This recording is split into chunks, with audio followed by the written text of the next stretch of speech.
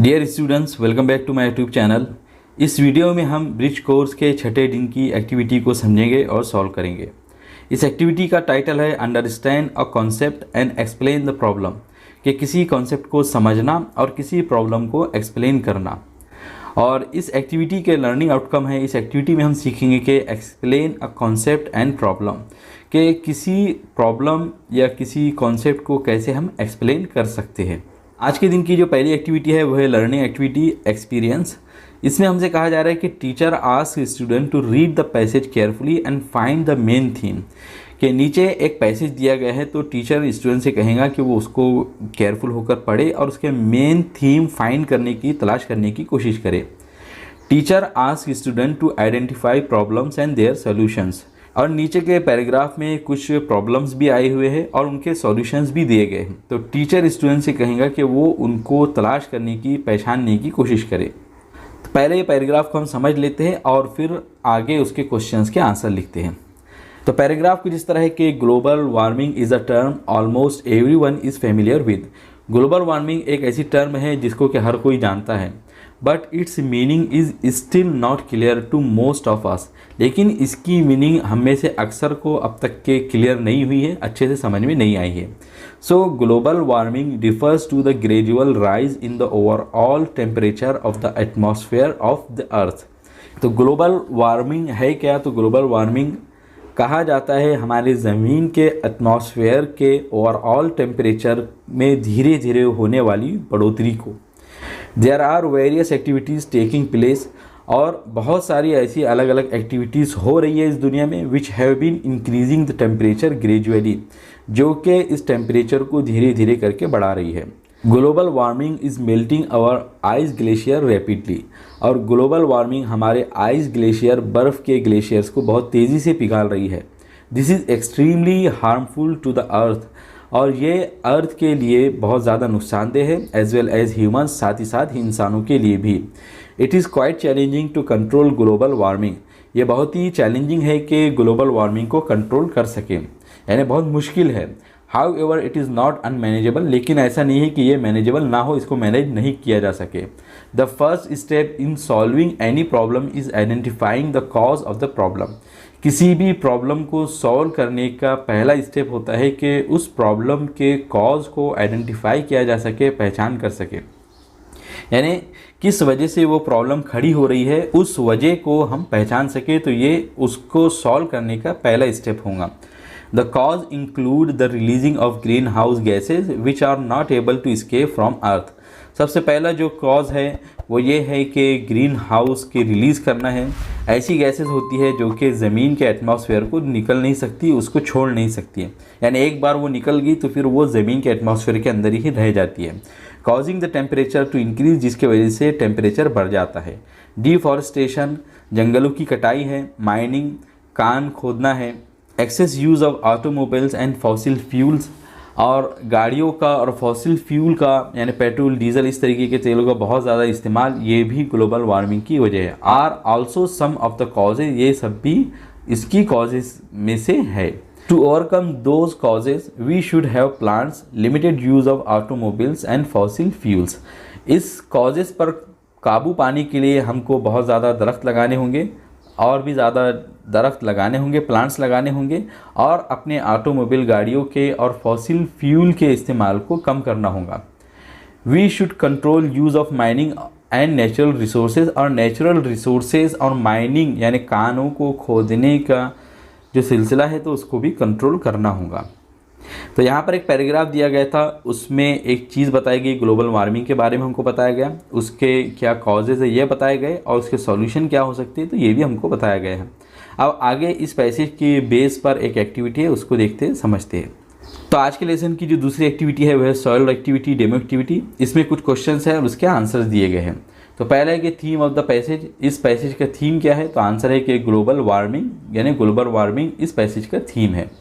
Second है कि some of the causes of global warming are, global warming के कुछ कॉजेज कौन कौन से हैं? तो उसका आंसर है कि डिफॉरेस्टेशन, माइनिंग, ग्रीन हाउसेज या green house gases, excessive use of automobiles and fossil fuels.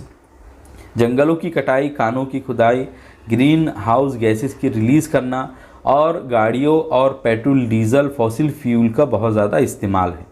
ये सब ग्लोबल वार्मिंग की वजूहात में से है, कॉजेज़ में से है। थर्ड है some of the solutions on global warming are. Global warming के कुछ सॉल्यूशन कौन कौन से हैं? तो इसका आंसर है कि planting trees, limited use of automobiles, control over mining and natural resources. झाड़ों को लगाना, गाड़ियों का कम इस्तेमाल और नेचुरल रिसोर्सेज और माइनिंग के ऊपर कंट्रोल, ये उसके कुछ सॉल्यूशंस में से आ सकते हैं। फोर्थ है कि सजेस्ट अ सूटेबल टाइटल। इस पैसेज को एक सूटेबल टाइटल, एक अच्छा सा टाइटल दीजिए जो उसके ऊपर सूट हो सके। तो इसका आंसर है ग्लोबल वार्मिंग, यानी ग्लोबल वार्मिंग इसका सही सूटेबल टाइटल हो सकता है। अब आगे हमको एक प्रैक्टिस के लिए एक पैसेज दिया गया है जिसमें हमसे कहा जा रहा है कि read the passage and solve the activities, कि इस पैसेज को पढ़िए और फिर आगे दी गई एक्टिविटीज़ को सॉल्व कीजिए। तो पैसेज इस तरह के once upon a time in a desert far away, कि एक समय की बात है कि एक दूर के रेगिस्तान में there was a rose who was so proud of her beautiful look.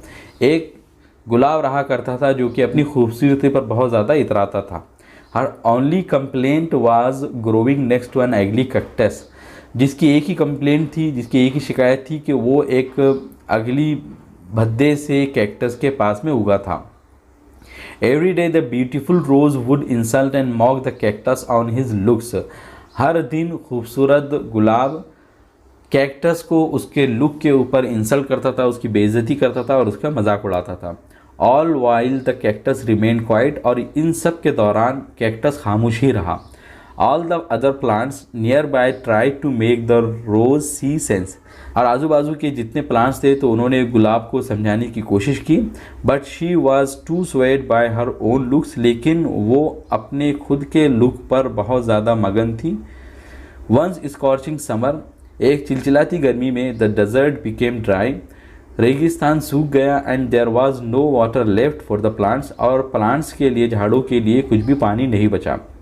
The rose quickly began to wilt, तो गुलाब जल्दी ही मुरझाने लगा। Her beautiful petals dried up, और उसकी पंखुड़ियाँ सूख गई। लूजिंग देयर लश कलर, और अपना भड़कदार कलर उन्होंने खो दिया। इस पैराग्राफ को समझने के बाद में आगे हमको कुछ क्वेश्चंस दिए गए हैं, तो उन क्वेश्चंस को हम समझते हैं और उसके आंसर्स को लिखते हैं।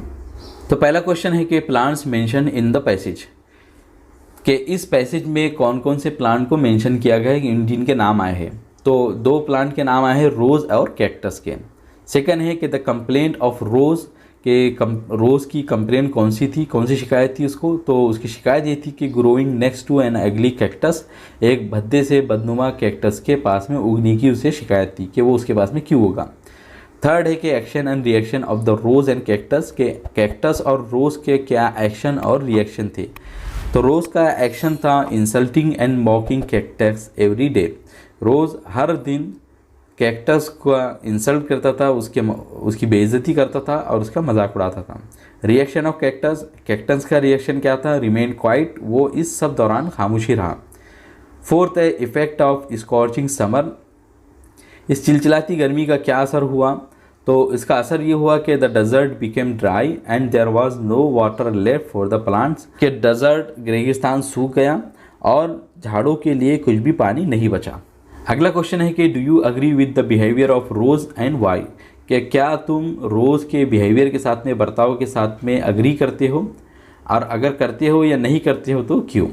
तो इसका जवाब है कि I don't agree with the behaviour of rose, मैं रोज़ के बिहेवियर के साथ में, बर्ताव के साथ में अग्री नहीं करता हूँ। Because we should never insult and mock others, क्योंकि हमें कभी भी दूसरों का मजाक उड़ाना नहीं चाहिए और दूसरों की बेइज्जती नहीं करना चाहिए।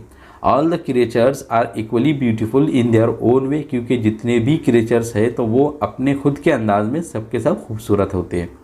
तो यहाँ पर हमको एक पैसेज दिया गया था और उस पैसेज के बेस पर कुछ क्वेश्चंस दिए गए थे, तो हमने पैसेज को समझा और इन क्वेश्चंस के आंसर भी लिखे। अब इस लेसन की जो लास्ट एक्टिविटी है वो है एक्सटेंशन एक्टिविटी। इसमें हमसे कहा जा रहा है कि teacher provides non textual passage and ask student to find the theme, problems and their solution, कि टीचर बच्चों को एक नॉन टेक्सुअल पैसेज देगा।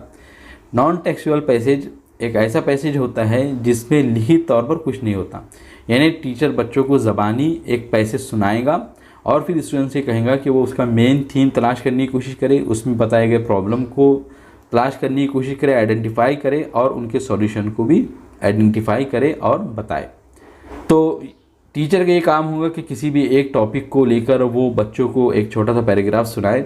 बच्चों का ये काम होगा कि वो उस पैराग्राफ में मेन थीम कौन सा है बताएं, उसके प्रॉब्लम और सॉल्यूशन को आइडेंटिफाई करें।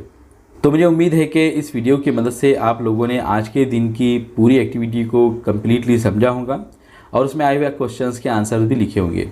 अगर फिर भी आप लोगों का कोई डाउट या क्वेश्चन हो तो कमेंट सेक्शन में ज़रूर पूछिए।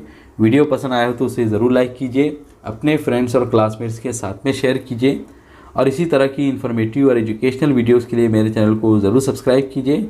I will see you in my next video.